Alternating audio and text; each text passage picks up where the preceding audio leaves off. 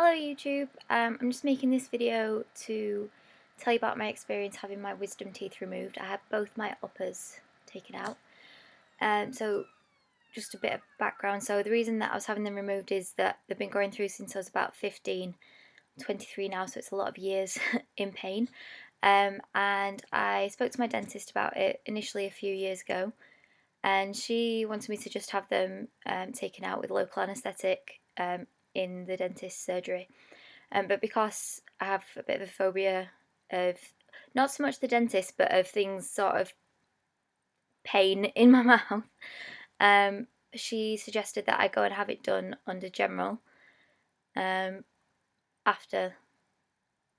So I asked if I could have it done under general, and she referred me to a local hospital in Mexborough. And so initially, I went through and saw a consultant, and he talked me out of having general anaesthetic because of the risks involved. He said, "Oh, don't worry about it. You can sit upright. All they do is put an injection in your gum, twist and pull, and it's out." So he talked me into just having it done local, like my dentist wanted me to initially, but to still have it done under the hospital's care.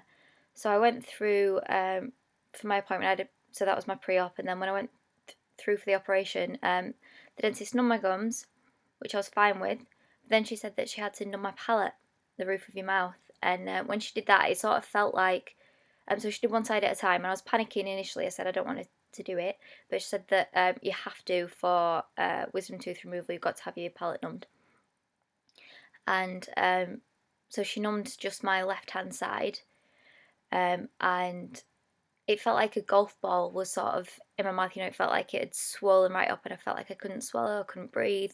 So I was panicking, started crying, and so she said, we can't go through this if you're going to be crying. If I start pulling and you need me to stop, then that's not good. So she re-referred me to come back, see the consultant again for another pre-op, um, on the basis that I was going to have sedation and local anaesthetic.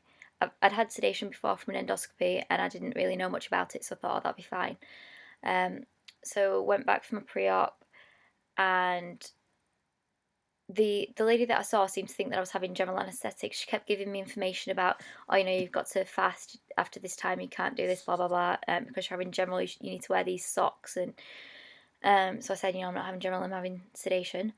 But she said to me that if I was panicking on the day, I could swap to general, because what I wanted to know was, would the sedation wear off faster than the anaesthetic?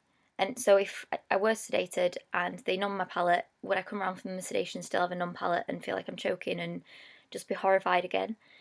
She couldn't answer that for me.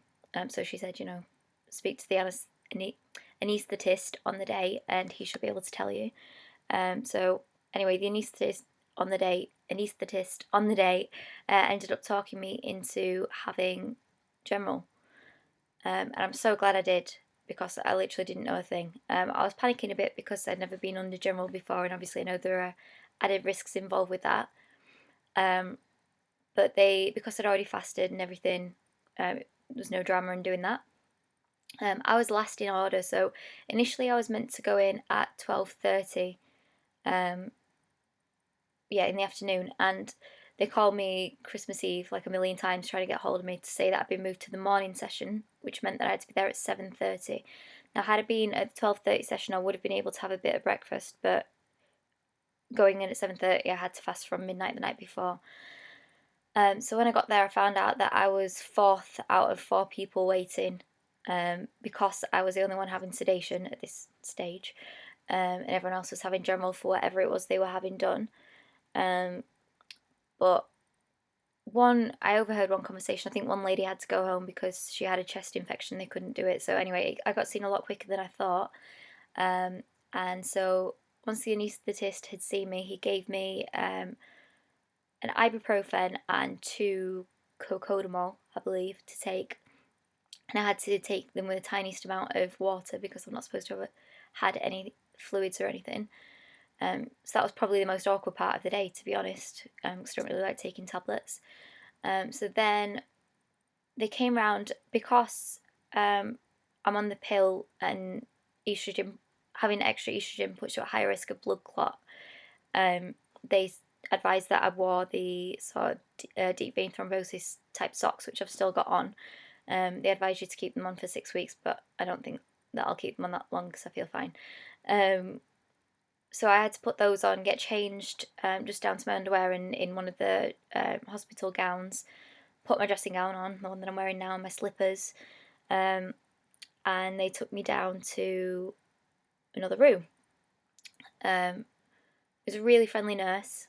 They were all really friendly. Mexborough Montague Hospital, thank you very much. So I was taken down to a room, and they then put a cannula, like the little needle in the back of your hand. I don't know if you can see the mark just about there. That was so that they could put in the anaesthetic and I believe some pain medication as well. But the nurse was talking to me. The surgeon was really friendly. He was making jokes about how it was his first day on the job and that he'd done a good job. But I told him not to joke about that because I'm a bit gullible and also scared. But so anyway, when I was in this initial room, it wasn't in the theatre where they do the procedure, and they get you on a bed. You take your own pillow from the first room, from the ward. You take your pillow down with you. So put my pillow on the bed, laid on the bed. They've sort of stuck monitored things to me, which I still had on when I got home and I didn't even realise. So I've got like little marks all over me now from them, just like, that you get after a plaster, just like the sticky stuff that never comes off. So I got on the bed, they put in the cannula, and I could hear in the other room before they came out and put the cannula in, I could hear that there were like noises in there, and I was saying to the nurse, like, oh, they're not very nice noises, and it was a bit mad scientist, like I'm going in to be turned into Frankenstein kind of situation. But it was all fine. Like they said, they're just finishing up with the other patient, then you'll be going through. So it felt a bit like a conveyor belt, like, which was kind of reassuring because they're obviously doing it constantly, day in, day out. So cannula, blah, blah, blah. I don't remember them starting putting in the anaesthetic. I was talking to the nurse, the surgeon, and the anaesthetist, and I seem to remember him saying something like, I'm going to start it soon, but he didn't say countdown or whatever. And I remember looking at the clock and thinking, in 10 seconds I'll be asleep, but I wasn't. I was still talking, and I don't remember going to sleep at all.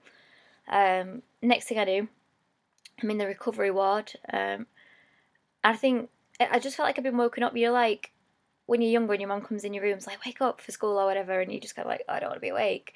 It just felt like that, like I just had a sleep. And then the nurse woke me up, and I was like, oh, okay. And I can't remember what I said to her now. I think I just straight away said something. Did it go okay? Or and I felt like normal, like I'd just woken up, a bit groggy but awake. Turns out there was a girl from my tutor group. Was one of the nurses in there, my tutor group from high school. So that was a nice surprise. Although, like I said, I only seem to see people from school when I look a total mess, which is typical. But hey, and I remember seeing another patient next to me on the right hand side.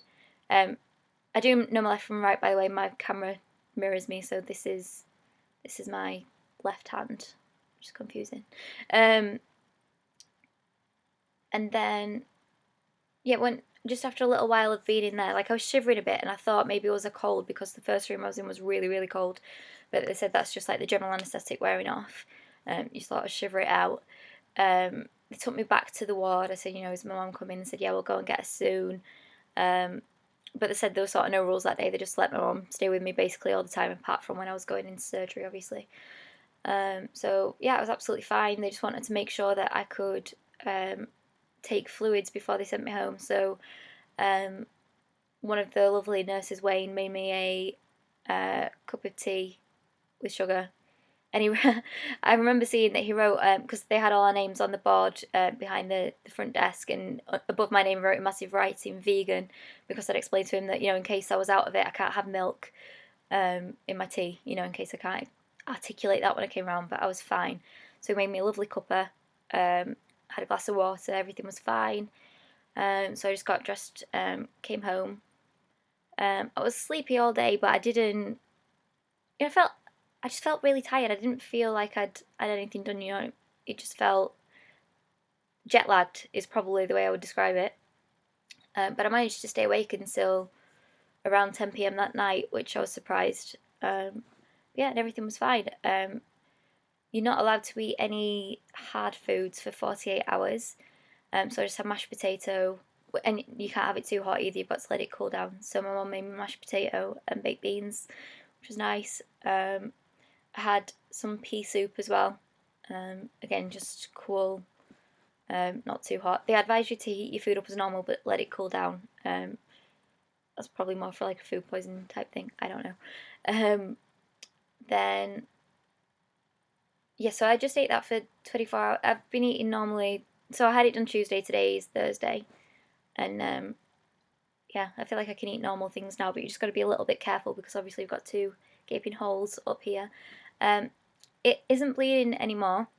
When I first came out of the surgery, my mouth was filled with blood, which was kind of gross. But then it does stop pretty much straight away after that, or it did for me anyway. And they give you these little sort of gauze pads to put in your mouth if you get home and it is bleeding too much. And I've been given some Cocodamol to take. It says 2 every 4 to 6 hours, but I've just been taking 1 every 6 hours or so, because the pain hasn't been bad at all. I think I've got off quite lightly, because I've not been in much pain. It's a little bit, my jaw's a little bit stiff and it's a little bit achy, but that's about it. No real pain. I've got some mouthwash because you're not allowed to brush your teeth either. May have already said that. I'm still a little bit out of it. So you're not allowed to brush your teeth for 48